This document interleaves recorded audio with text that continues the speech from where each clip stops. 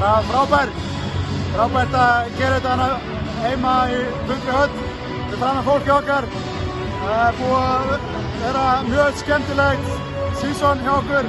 Við erum ein liðsheild og þetta er bara æðislegt að gera þetta með félagsfólkinu okkar í Þór og við erum öll saman í einu liði hérna. En við fögnum í kvöld og kannski næsta dag en svo bara fullur fókus og ólís. Þetta er bara rétt byrjunin hjá okkur. Hvernig var að spila hérna leik fyrir framan þessu höll? Bara frábært. Maður var bara með runni, eins og segja þetta, gæsahúð allan tímann og þetta bara eftir svona langa veru, svona í burtu. Ég hef ekki spilað fyrir félagi síðan 2006 og þetta snertir djúpar taugar að koma heim og ná markmenn okkar í vetur og bara, ég hef bara orðlaus. Komst heim, þú væntanlega stendur á að gera akkurat þetta.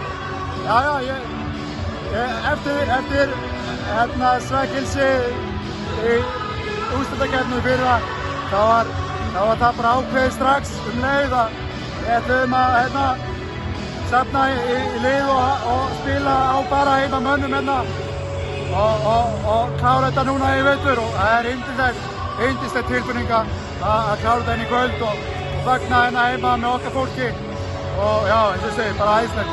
Þór í Ólís, þetta á bara að vera þannig. Já, þetta félag heima í eftir.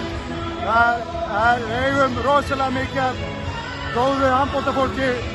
Við erum með endalaust atvinnumönnum sem síðustu 10-20 árin og þetta finnst mér, bara, við eigum bara heima upp í Deild, þú sér það, þú sér mætinguna, þú sér þetta ekkert oft hérna heima á Íslandi, svona mætingu, nema þá bara í úrslitakeppni.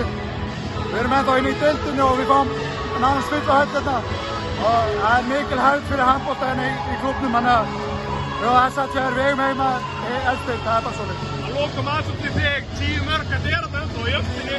Já, ég er ennþá bara í flottu formi finnst mér, auðvitað aðeins búið að hægja á manni og sérstaklega ef maður er að fara að spila fyrir utan þá er bústið hans fljótar að fara en þegar svona mikið stuðning er í höllinni þá finnur maður ekki fyrir þreytum og ég segi ég á góð 4-5 ár eftir, það er bara svolítið.